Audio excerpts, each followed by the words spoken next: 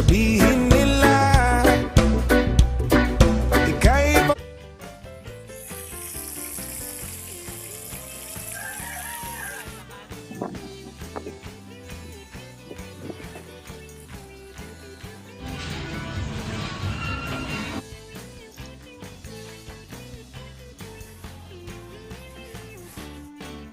Paglabas ko, niyaya ko na siyang pakasal.